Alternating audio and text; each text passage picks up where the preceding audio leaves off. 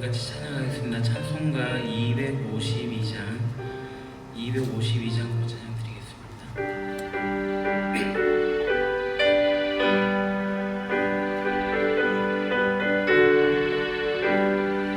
나의 죄를 씻기는 예수의 피밖에 없네. 다시 정케하기도 예수의 피밖에 없네. 예수의 흘린 피 날 이게 하오니 귀하고 귀하다. 예수의 피밖에 없네. 나를 정케하기는 예수의 피밖에 없네. 사죄하는 증거도 예수의 피밖에 없네. 예수의 흘린 피 날 이게 하오니 귀하고 귀하다. 예수의 피밖에 없네. 나의 죄 속하기는 예수의 피밖에 없네. 나는 공로 없으니 예수의 피밖에 없네. 예수의 흘린 피 날 이게 하오니 귀하고 귀하다. 예수의 피밖에 없네. 평안함과 소망은 예수의 피밖에 없네. 나의 의는 이것뿐 예수의 피밖에 없네. 예수의 흘린 피 날 이게 하오니 귀하고 귀하다. 예수의 피밖에 없네. 영원토록 내 할 말 예수의 피밖에 없네. 나의 찬미 제목은 예수의 피밖에 없네.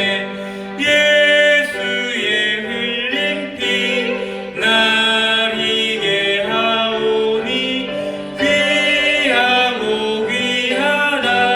예수의 피밖에 없네. 아멘. 예수님의 보혈이 우리를 살리셨습니다.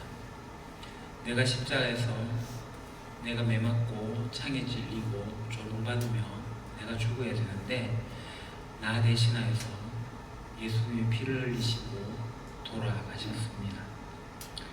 그래서 예수님의 그 피가 오늘 우리를 살게 합니다.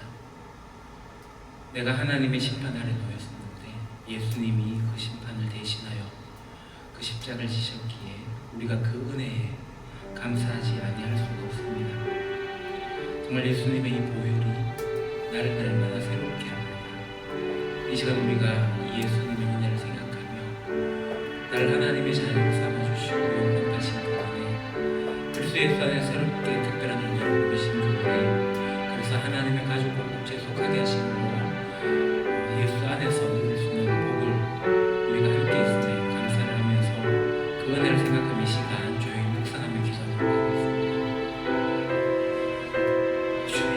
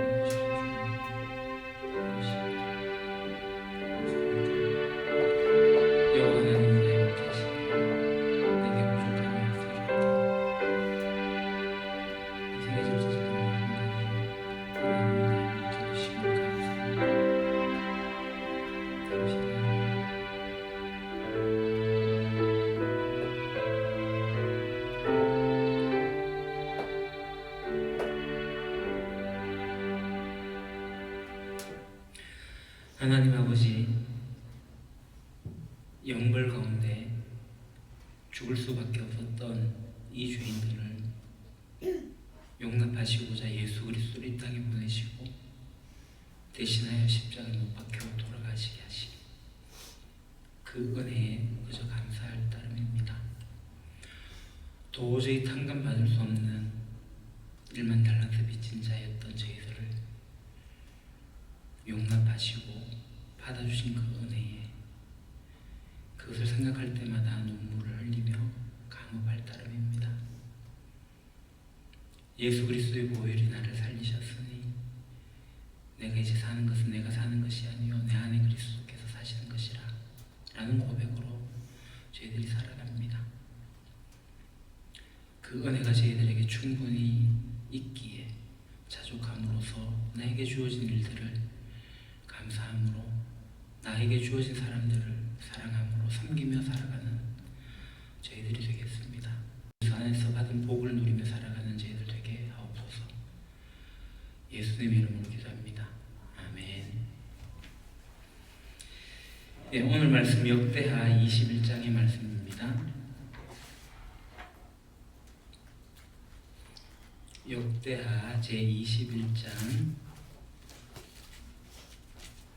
제가 가진 성경책은 구약 682쪽입니다.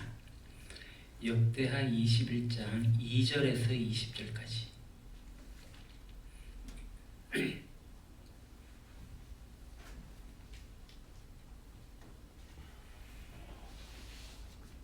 예, 찾으셨으면 말씀을 봉독하겠습니다.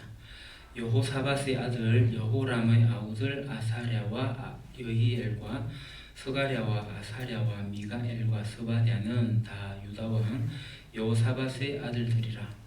그의 아버지가 그들에게는 은금과 보물과 유다 견고한 성읍들을 선물로 후히 주었고 여호람은 장자이므로 왕위를 주었더니 여호람이 그의 아버지의 왕국을 다스리게 되어 세력을 얻은 후에 그의 모든 아우들과 이스라엘 방백들 중 몇 사람을 칼로 죽였더라.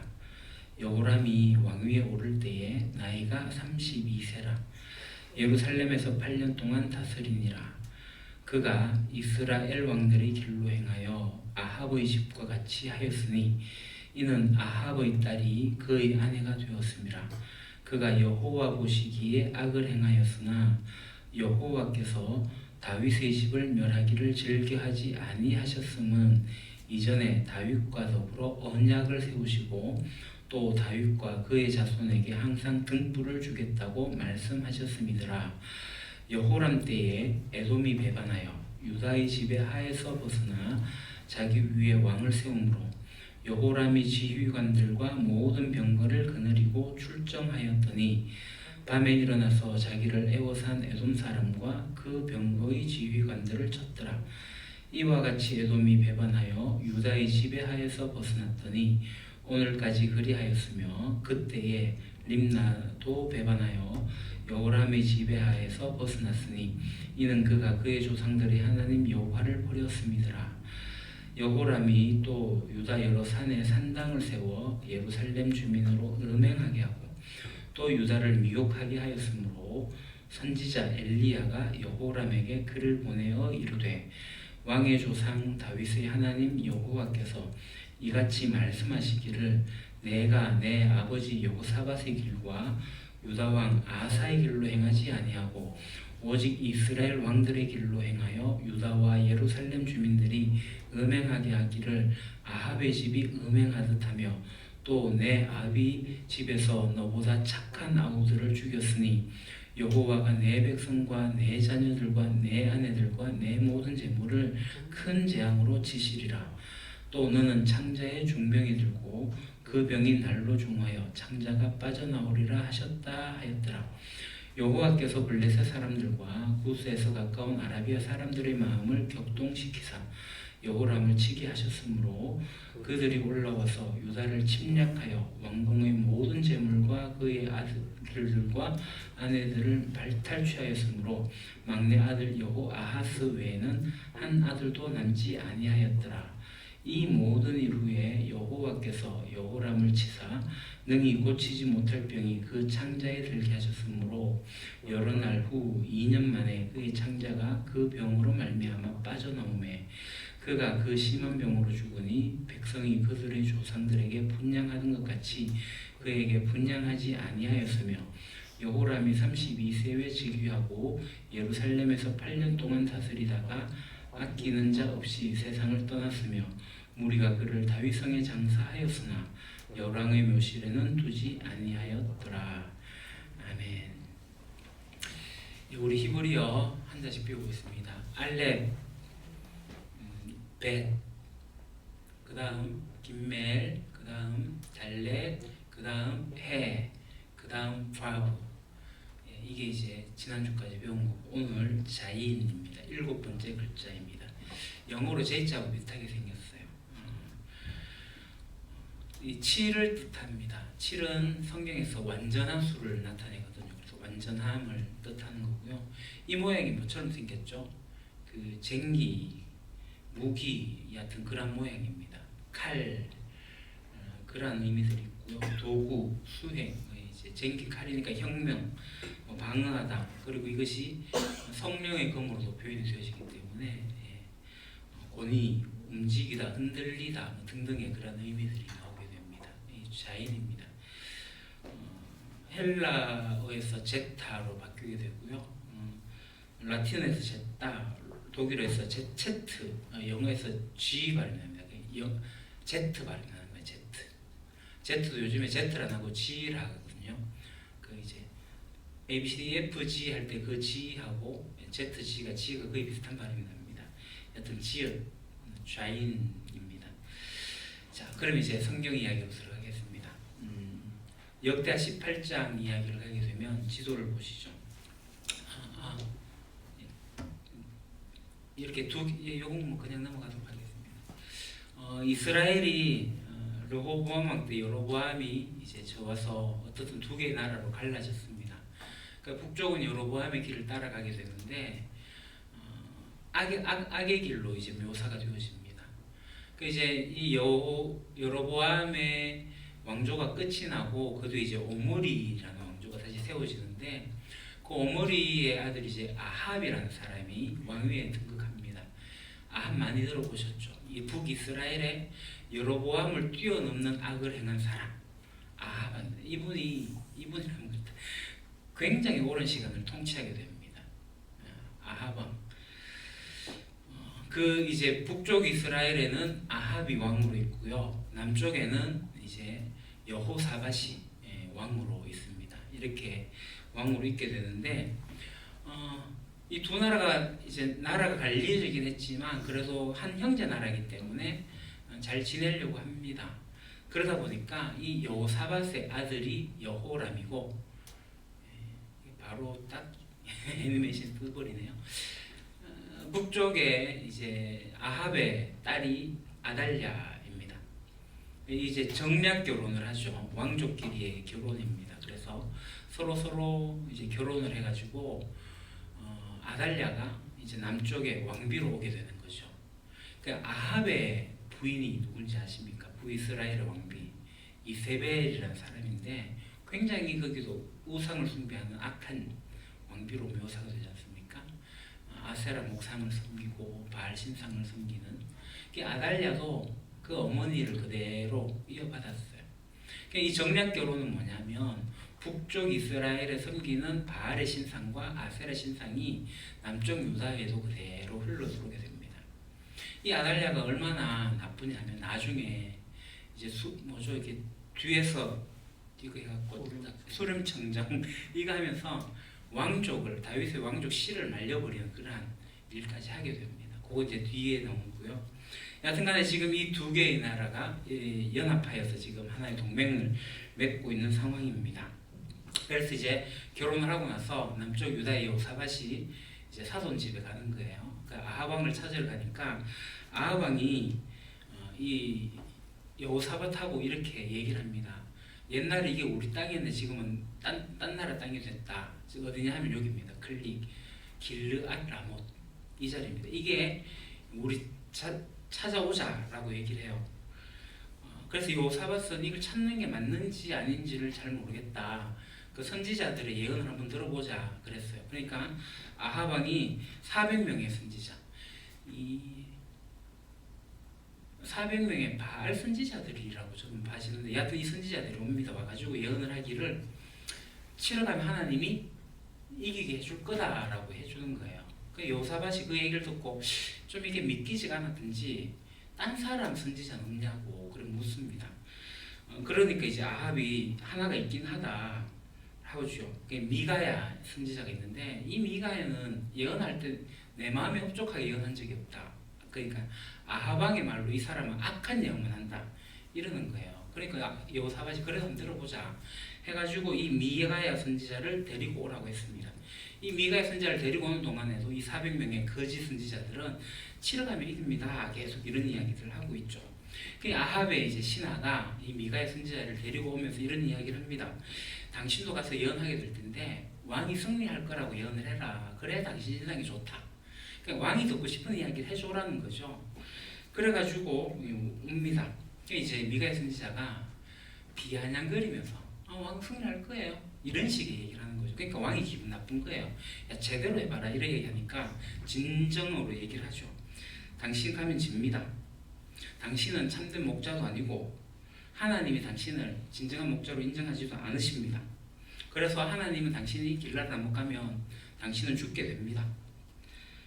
그리고 이 거짓 선지자 400명은 다 거짓말한 자들입니다. 이렇게 이제 바른 말을 하게 되죠. 그러니까 이 거짓 예언자 중에 400명 중에 이제 시드기야 예언자가 있는데, 이 미가야 선지자가 하는 얘기가 기분 나쁘잖아요. 그래 막 때립니다. 그러면서 감옥에 넣어요. 전쟁에 갔다 와서 이기고 오면 네 죽일 거다 이렇게 하면서 죽지 않도록 그냥 먹을 수 있는 양, 안 죽을 만큼만 주고 그냥 먹고 놔라 그러죠. 그때 이제 미가야가 얘기하죠. 못 돌아옵니다. 당신 죽습니다. 그렇게 이야기를 합니다. 여호사밧이 그 이야기를 듣고도 이제 아합 왕과 같이 해가지고 이 길라라모 전쟁하러 가게 되죠. 근데 아합이 이 거짓 선지자 400명의 말을 듣고 전쟁에 이길 거라 생각하고 가긴 가지만 미가야가 한 말이 계속 뭔가 걸리는 거예요. 그러니까 이게 꾀를 내죠. 이 여호사밧 왕에게 당신이 왕의 옷을 입고 나가라. 난 좀 변장해서 가겠다. 그러니까 일반 병사로 변장을 해요. 아합 왕은. 이제 여호사밧은 왕으로서의 그 복장을 하고 나가죠. 근데 이 길라 라못에 있는 아람 군대가, 시리아 군대가 전략을 펼칩니다. 어느 병사도 죽이지 말고, 뭐 죽여도 괜찮긴 하나 오로지 이스라엘 왕만 죽여라. 이게 전략이었어요. 그런데 전쟁을 펼치다 보니까 왕옷을 입은 사람이 보이니까 쫓아가서 죽이려고 하죠. 이 사람이 여호사밧인 거죠. 여호사밧이 고함을 지릅니다. 와! 그러니까 이 사람들이 이스라엘 왕이 아닌데 하면서 그냥 놔줘요. 그 여호사밧은 도망을 갑니다. 그러니까 하나님께서 지키시는 거죠. 근데 아주 우연하게 어떤 병사가 활을 쐈는데 아왕이 화살을 맞았어요. 아왕이 거기서 전사를 합니다. 시리아 군대를 속이긴 속였지만 미가야의 예언대로 하나님의 눈을 속이지는 못했던 거죠. 결국은 죽게 됩니다. 그러니까 여호사밧이 바로 이제 예루살렘으로 다시 돌아와요. 그때 이제 선견자 예후란 선지자가 이런 얘기를 합니다. 당신이 이 악한 자와 한편이 되었기 때문에 하나님의 진노를 받게 될 거다. 그런 책망을 듣게 돼요. 그래서 이제 19장에 와서 여호사밧이 이 예후 선지자의 책망을 듣고 나서 어떻게 하냐면은 이게 확실한 걸 배웠잖아요. 그래서 이제 회개를 합니다.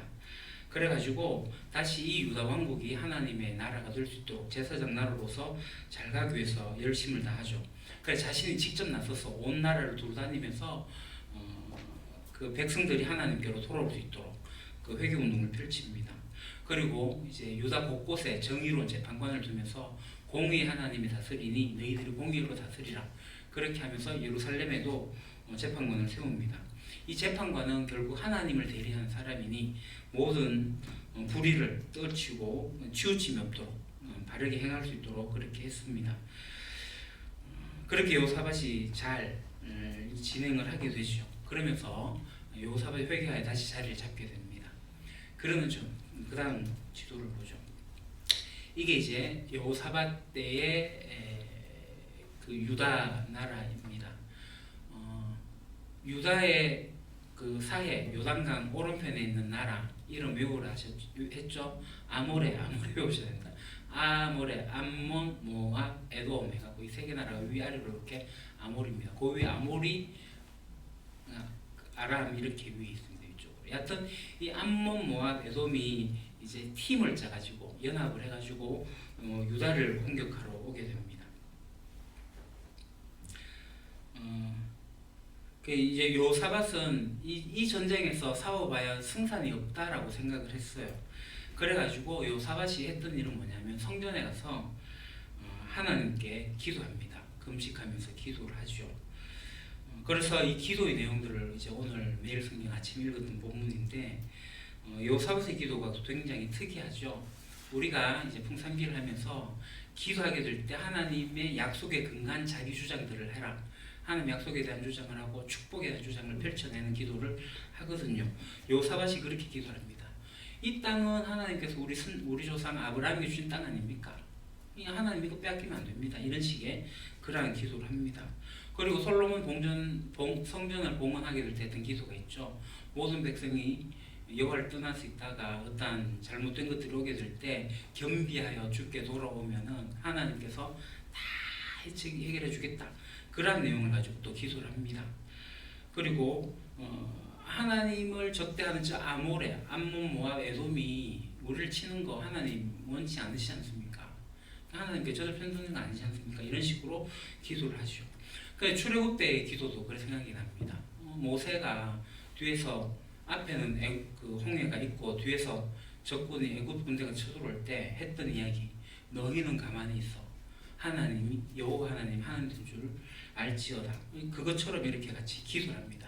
하나님 되심을 나타내 주십시오. 그러니까 하나님이 그렇게 하도록 하셨습니다. 친히 적들을 물려줄 테니까 두려워하지 마라. 그렇게 응답을 하셨어요. 그랬더니 여호사밧과 백성들이 하나님을 경배하고 찬양을 하죠.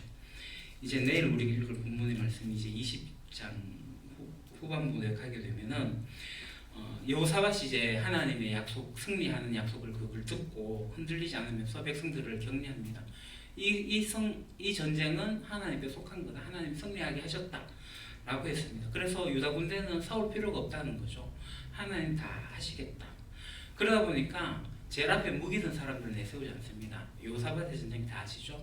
제일 앞에 성가대를 앞세웁니다. 찬양대가 찬양하면서 나갑니다. 전쟁을 하는데 그렇게 하나님을 찬양합니다. 그 찬양대의 노래가 시작이 되니까 하나님은 이 적군에게 어떤 자중질환을 일으키면서 그들이 스스로를 죽이게 되는, 그래서 전쟁을 치르지 않고 승리하는 사건이 나오게 됩니다. 이게 한순간 절망의 골짜기가 될 뻔했는데 찬양의 골짜기로 바뀌면서 승리하게 된 거죠. 이게 유다가 잘해 승리한 게 아니라 하나님 하셨거든요. 그러다 보니까 주변의 나라들이 여호와를 두려워하기 시작합니다. 그렇게 해서 유다에는 평화가 임하게 되죠. 그 여호사밧이 정직하게 행했습니다. 악한 길로도 갔지만 다시 하나님께 돌아와가지고 회개하고 다시 바로 세우고 하나님께 간구하고 이러한 모습으로 갖게 됩니다. 평화가 임했는데 하나님 보시기에 정직히 행하긴 했지만 여전히 부족함과 이 잘못된 모습들이 나오게 되죠. 이 아합을 돕다가 책망을 받았으면서도 아합의 아들이자 악행을 많이 저지른 이 아하시아, 이제 아합의 아들 아하시아와도 무역의 동맹을 또 맺게 됩니다.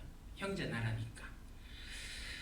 하나님이 그 모든 그런 것을 무너뜨리죠. 그래서 이제 그 에돔 그 밑에 이제 에시온게벨이라고 있는데 그 배상선 그걸 다 침몰시켜 버리고 그랬습니다.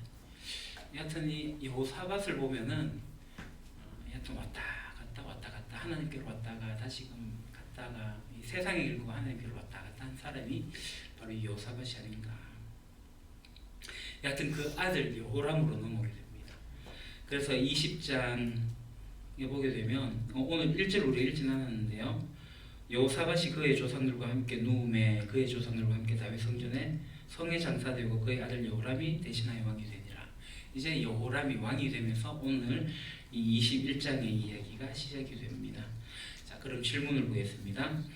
여호람이 왕이 되어 아합의 집과 같은 악행을 저지릅니다. 여호람이 세력을 얻은 후에 한 일은 무엇입니까? 4절을 보겠습니다. 여호람이 그의 아버지의 왕국을 다스리게 되어 세력을 얻은 후에 그의 모든 아우들과 이스라엘 방백들 중 몇 사람을 칼로 죽였더라. 여호람이 왕이 되어서 세력을 얻은 후에 한 일은 뭐죠? 그의 모든 아우들과 이스라엘 방백들 중 몇 사람을 칼로 죽였습니다. 13절에 보면 이 여호람이 죽인 동생들을 착한 아우라고 표현을 하고 있습니다. 정말 성정이 이 선한 동생들인데 이게 여호람에게는 걸림돌이 되는 거죠. 내가 왕인데 이 동생들이 어떻게 왕권을 찬탈할까 이런 생각이 들었나 봅니다. 그래서 자기의 왕권을 강화하기 위해 가지고 정적이 될 만한 형제들을 다 없애는 거죠. 이게 비록 이 여호람의 이야기만 아닙니다. 우리나라 조선시대 왕을 보더라도 형제가 그러니까 왕이 되면 형제들이 다 떠나잖아요. 다 피해주기도 하고 딴 나라 가기도 하고 뭐 이런 식으로 하듯이 옆에 있으면 이제 죽여버리는 그런 일들이 있으니까. 그러니까 자기의 정적이 될 형제들을 가차없이 악행을 저지른 일이 있습니다. 근데 이 여호람의 죄악은 성경이 밝히고 있는 것은 이 아우들은 그럴 사람이 아니라는 거죠. 성경은 착한 왕, 아니 착한 아우들, 선한 아우들이라고 표현을 했습니다. 그런데 그런 아우들조차 다 죽여버립니다. 자, 그 다음 2번 여호람이 북이스라엘의 아합과 같이 된 이유는 무엇입니까? 6절을 보겠습니다. 그가 이스라엘 왕들의 길로 행하여 아합의 집과 같이 하였으니 이는 아합의 딸이 그의 아내가 되었습니다. 그가 여호와 보시기에 악을 행하였으나 아합처럼 된 게 뭐죠? 이 성경이 밝히는 것은 아합의 딸이 그의 아내가 되었다라는 겁니다. 앞서 말씀드린 것처럼 북이스라엘과 남유다를 통틀어 모든 왕 중에서 가장 악한 왕은 누구일까? 라고 하면 바로 아합입니다. 아합. 물론 여로보암이 잘못하긴 했어요. 그보다도 더 잘못한 사람이 바로 이 아합입니다. 아합의 아내 이름이 이세벨이라고 했지 않습니까? 이 시돈왕 엘바알의 딸입니다. 굉장히 강력한 우상 숭배자이죠. 매우 참혹한 인물입니다. 그의 딸이 누구냐면 아달랴예요. 아달랴. 그러니까 여호람이 이 아달랴와 결혼을 하고 난 겁니다. 그것 때문에 이 여호람이 이 아합처럼 되어졌다라고 성경이 표현하고 있습니다. 이 아달랴가 정말 이 여호람도 잘못했지만 이 아달랴는 손자까지 다 가차없이 처리하거든요. 그러면서 이 다윗의 씨를 말려버리려고 하는 굉장히 악한 여왕입니다. 이게 아합의 딸을 아내로 삼아서 애초에 이게 이루어지지 말아야 할 일이 이루어지게 된 것입니다. 자, 3번 하나님께서 여호람의 죄에도 불구하고 다윗 왕가를 패하지 않으신 이유는 무엇입니까? 7절을 보겠습니다.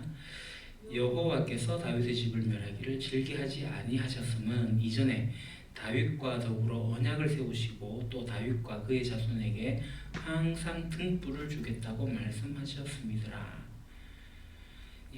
다윗 왕가를 패하지 않으신 이유가 있습니다. 여호람이 잘못하고 있는데도 불구하고 그것은 하나님께서 이 다윗과 더불어 언약을 세우신 거죠. 그리고 이 다윗 그 자손들에게 항상 등불을 주겠다라고 말씀을 하셨기 때문입니다. 하나님이 다윗에게 약속한 것은 영원한 왕조였습니다. 물론 예수 그리스도로 말미암아 그 영원한 왕조가 우리에게까지 이어져 오고 있습니다. 이 다윗의 후손들이 범죄하면 하나님은 아버지로서 사랑의 매를 들 거고 채찍을 들 거라고 분명히 징계하실 거라고 하셨어요. 징계는 하나 버리진 않겠다. 하나님의 약속이셨어요. 그러면서 하나님께서 꺼지지 않는 은혜를 등불로 주겠다라고 한 거죠. 이 오늘 말씀에 항상 등불을 주겠다라고 그렇게 표현을 하고 있습니다. 이 등불이라는 것은 어둠을 밝히는 거지 않습니까? 그러니까 다윗 왕가가 잘못된 길, 어두운 길을 갈 때에도 하나님께서 빛으로서 등불이 되어서 그들을 비추겠다. 하나님의 은혜가 하나님의 사랑이 그곳에 있는 거죠. 그러니까 어두움 속에서 빛을 보고 돌아오라라고 하는 것입니다. 자, 나눔을 보겠습니다. 다른 사람을 핑계 삼아 자기 죄를 변명할 수 없지만 악한 사람과 관계를 맺으면 죄를 지을 가능성이 더 높을 수밖에 없습니다. 그러므로 죄를 피하려면 좋은 관계를 맺고 선한 교제에 힘써야 합니다. 성도와 신앙 공동체에 어울리지 않는 세속적인 관행은 어디서 비롯되는지 서로 나눠봅시다.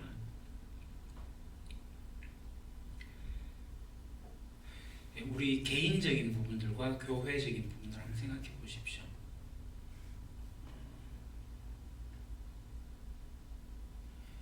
우리 세상의 가치관들이 교회에 이제 계속 들어오게 되는 거예요. 어떤 것들이 있을까요?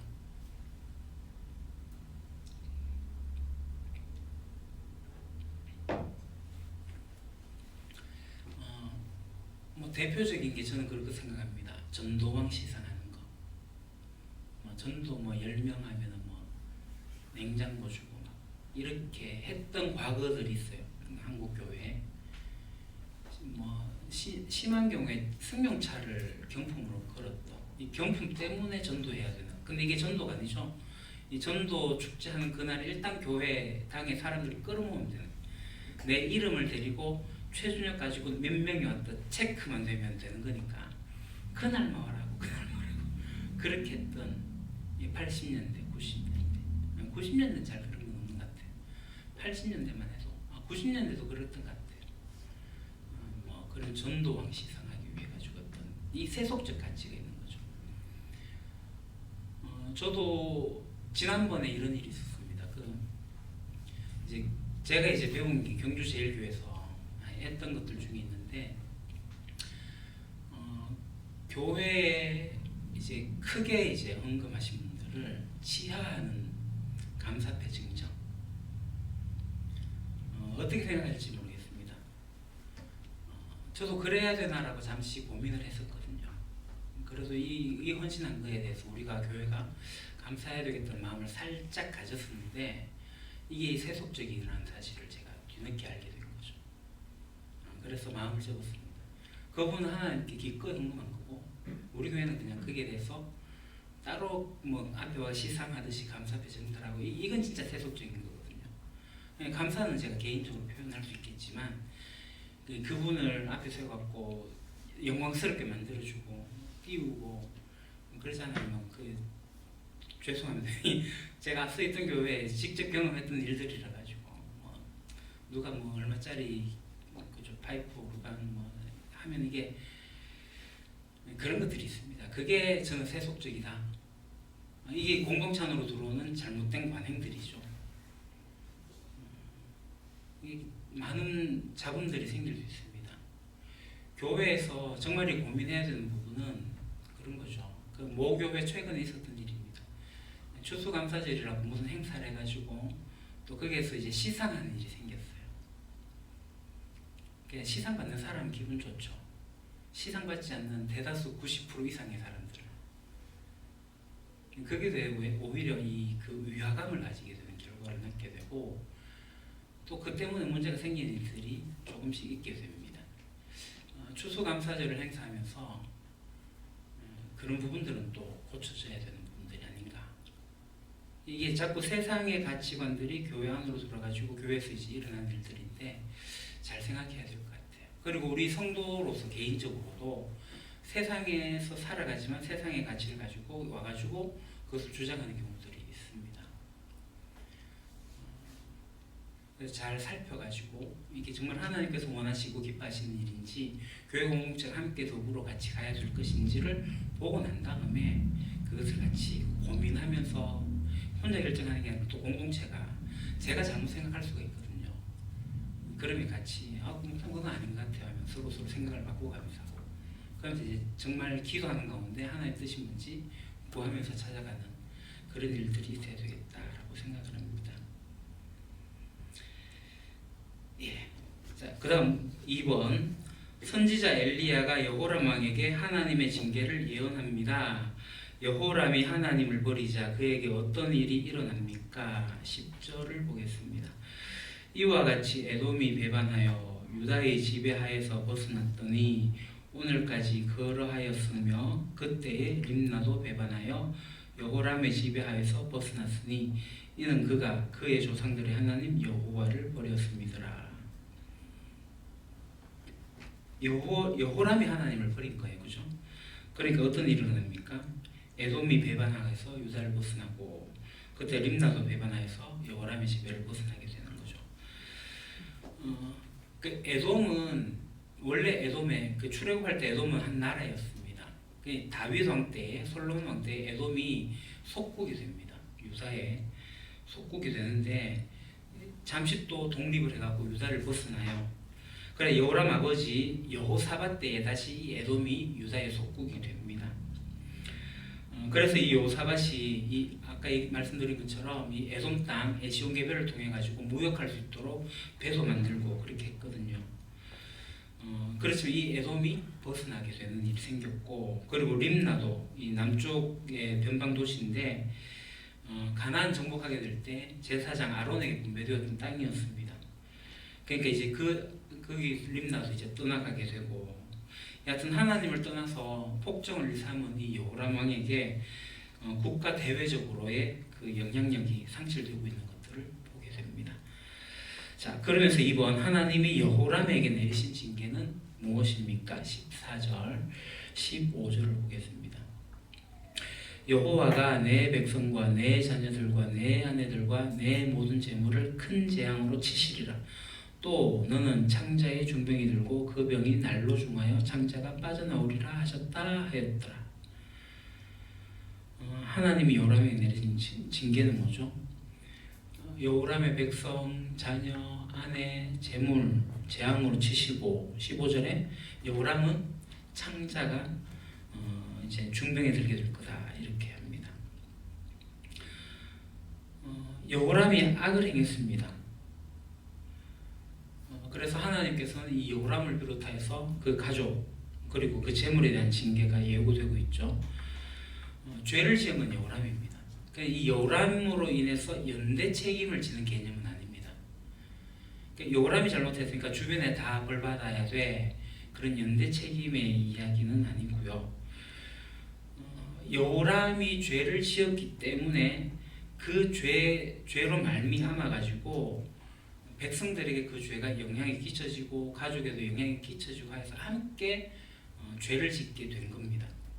그러니까 주변의 가족들은 선한데 내가 죄를 지어서 연대 책임으로 같이 징계를 받는 게 아니라 나의 죄로 인해서 이 죄가 파급 효과를 나타내는 거죠. 영향을 끼치면서 그들조차도 물들어 버리게 만드는 그 일을 했다라는 것입니다. 그래서 이 여호람의 죄에 가족들이 동참을 하게 된 거고, 그래서 하나님 징계가 그 가족들에게 가게 된 거죠. 결국 여호람은 창자의 중병이 들어서 탈장을 하게 되면서 비참하게 죽게 됩니다. 자, 나눔 2번. 때때로 말씀은 곁길로 벗어난 삶에 울리는 경고의 나팔이 되기도 합니다. 하나님의 말씀이 내 삶에 경종을 울리고 그 말씀 때문에 영적 자세를 올곧게 세운 경험이 있다면 서로 나눠봅시다.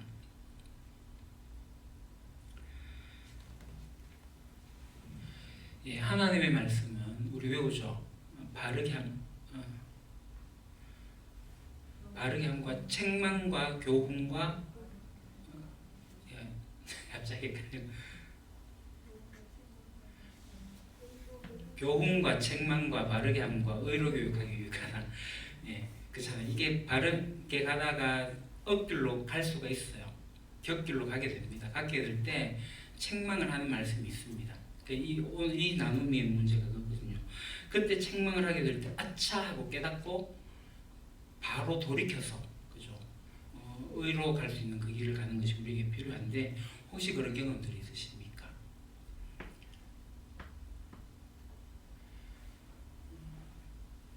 뭔가가 한꺼번에 넘어질 때 한 방에 넘어지는 게 아니라 서서히 균열이 생기면서 무너지거든요. 그래서 이제 우리 경주는 지진이 더 이상 일어나지 않기를 바라지만, 한 번 왔던 지진으로 인해 균열이 한 번 가고 또 지진 오면 균열이 가고, 그렇게 균열이 가다가 한 번 복삭 주저앉는 일이 생기는, 그러니까 서서히 진행이 되는 거예요. 그러니까 곁길로 가는데 이게 곁길인지 아닌지 모르고 살짝 갔다가 가다가 이제 계속 어긋나지는, 결국은 이제 폭망하게 되는 일이 생기는데, 그때 하는 말씀이 나를 치면은 깨닫고 와가 돌아서는 거죠. 아차 하는 일들이. 저는 청년회 때 그런 일들이 종종 있었습니다. 소위 이제 젊다고 해서 이제 그런 표현을 써야 될지 모르겠지만 객기라는 게 있거든요. 그 젊음의 객기라는 게 있어가지고 나의 주장, 나의 고집 이런 것을 강하게 주장했던 그런 일들이 있습니다. 그게 이제 공동체를 와해시키고 사람들 관계를 깨뜨리고 하는 일들이 있었게 됐고, 그러다가 이제 다른 일로 그 이제 사고는 아니고 여하튼 그런 일들을 겪게 된 거예요. 왜 이렇지? 나 이거 아닌데라고 하다가 보니까 이게 제 과거를 이제 돌아보게 되고, 이제 그래서 제가 아차 하는 일로 돌아서는 일들이 있었습니다.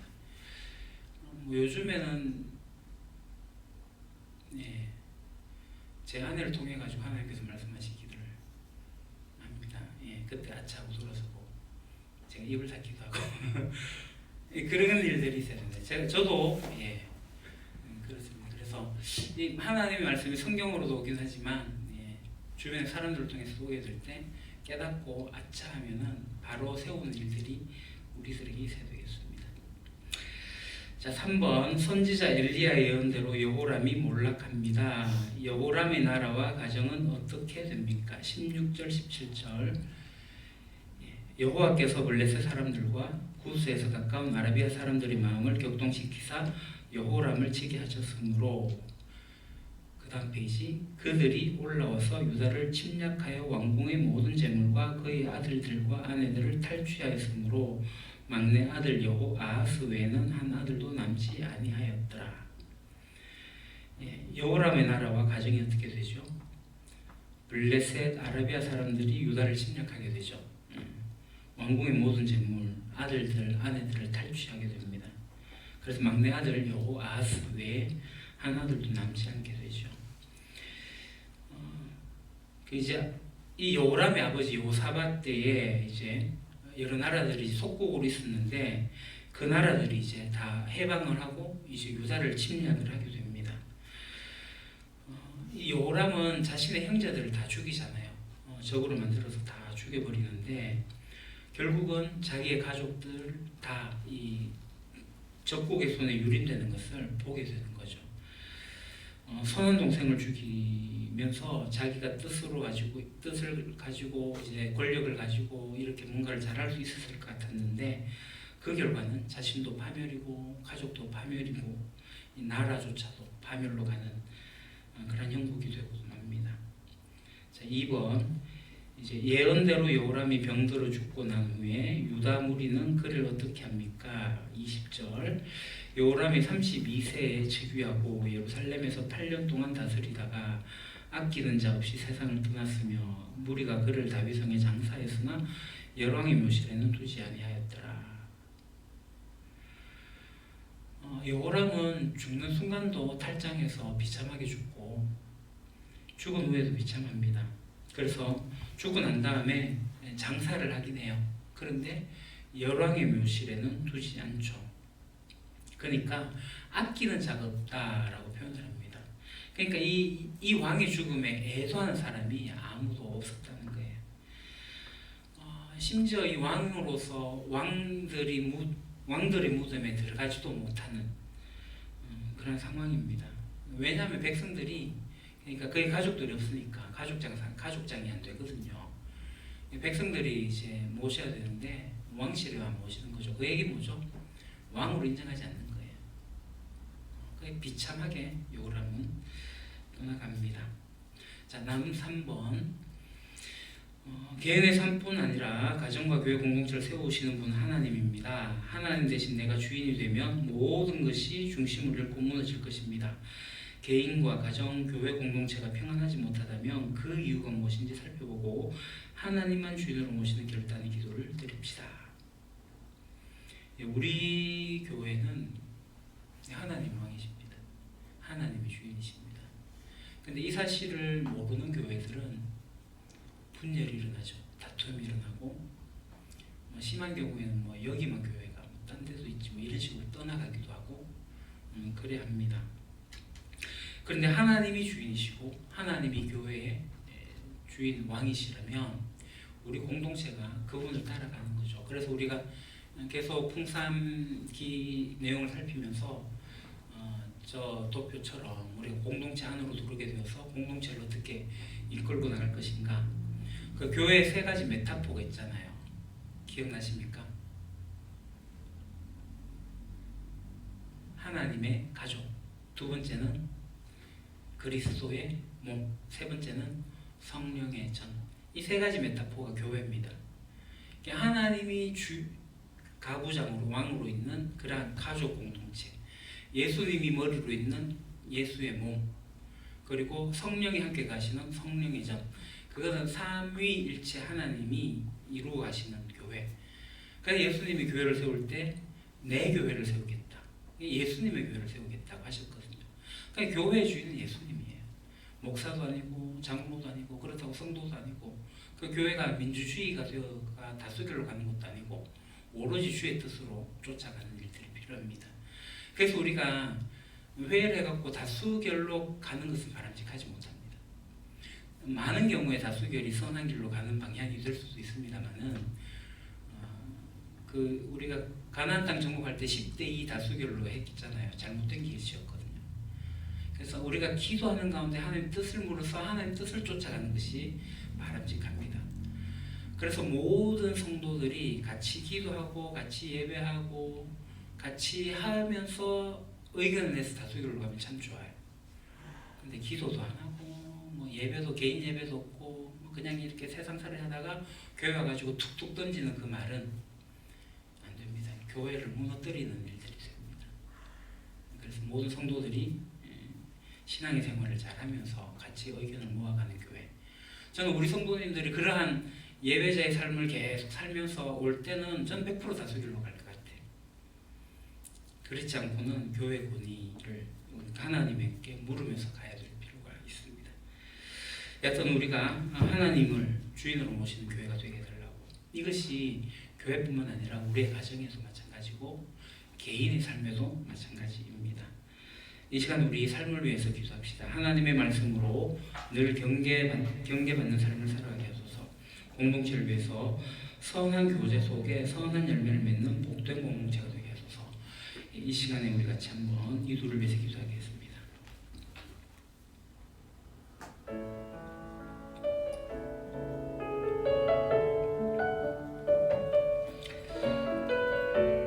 하나님 아버지, 저희들이 세상을 살면서 하나님 뜻을 쫓는다 하지만 여전히 이 세상에 속하여서 그릇된 길을 가는 경우도 있습니다. 말씀의 곁길을 갑니다. 말씀을 벗어나 갑니다. 그럴 때 하나님께서 말씀하시고 성경이 말씀하시고 또 하나님의 사람들 통해서 말씀하시게 될 때 이 경고를 우리가 잘 깨달을 수 있도록 해주십시오. 우리가 어둠의 길 가더라도 우리 곁에 등불을 밝히시는 분이 계시니 등불을 보고 돌이킬 수 있도록 해주십시오. 그렇게 성경의 말씀대로 성령의 인도하심을 쫓아가면서 우리가 정말 진리의 길, 바른 길, 의의 길을 갈 수 있도록 이끌어 주시옵소서. 하나님의 말씀을 우리가 교훈 삼아서 가게 될 때에 잘못된 길로 가게 되면 책망하시는 그 말씀을 쫓아 우리가 돌이키게 하여 주시고, 그래서 바르게 하는 저희들 되게 하시고 의의 길로 걸어갈 수 있는 그 말씀이 우리의 지표가 되게 하여 주십시오. 또한 우리도 그러한 마음과 결단을 가지고 살아가기를 소망합니다. 아버지 하나님, 우리 유림교회 공동체가 서로 사랑하며 서로 섬기며 서로 아끼는 선한 교제 속에 들어있는, 그래서 우리의 공동체 열매가 아름답게 맺어질 수 있는 그러한 복된 공동체가 되기를 소망합니다.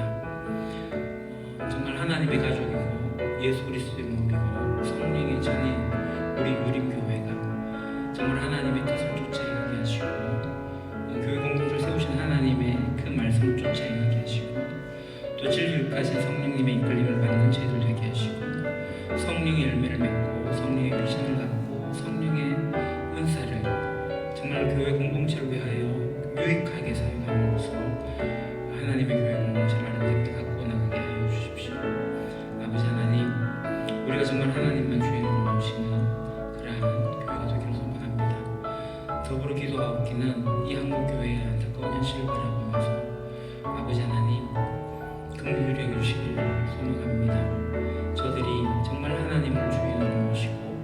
하나님이 왕이심을 기억하고 하나님의 뜻을 쫓아서 어떻게 살아갈 것인지를 잘 찾아갈 수 있도록 주님께서 이끌어 주십시오. 한국교회가 많은 지탄을 받고 있는 때에 돌이킬 수 있는, 깨달을 수 있는 귀가 있기를 소망합니다. 성경이 가르치시고 성령이 이끄는데 거기에 대해서 눈을 뜨지 못하고 귀를 막고 있는 이 한국교회를 안타까워하며 기도하오니 긍휼히 여겨 주십시오. 그들을 깨우쳐 주시고 그들이 다시금 돌아설 수 있도록 해주시고 정말 하나님의 나라를 잘 만들어 나가고 세워나갈 수 있는 하나님의 일꾼들이 될 수 있도록 주님 도와주십시오. 아버지 하나님, 하나님의 이름이 더 높아지기를 원하고 하나님 나라가 이 땅 가운데 임하고 하나님의 뜻이 하늘에서 이룬 것처럼 이 땅 가운데 이루어지게 하옵소서.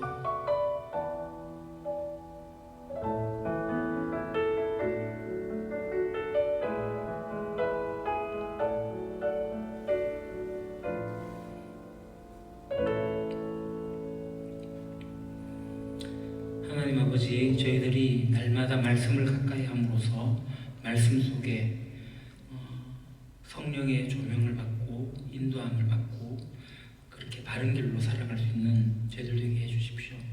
때로는 곁길로 갈 수 있을지 모르지만 그때마다 성경 말씀이 저희를 깨우쳐서 돌이키게 하시고 바르게 가게 하시고 의로 가게 하여 주십시오.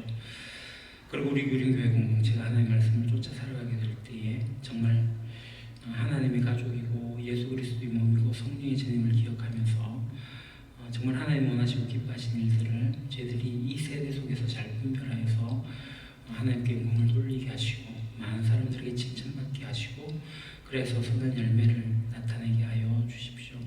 정말 저희들이 빛이 되고자 합니다. 이 세상 가운데 소금이 되고자 합니다. 아니, 빛이라 하셔도 소금이라 하셨으니 그에 걸맞은 삶을 살아가는 저희들 되게 하시고 그 하나님의 복을 이 땅 가운데 알리는, 전하는, 누리게 하는 교회 공동체가 되게 하옵소서. 예수님 이름으로 기도합니다. 아멘.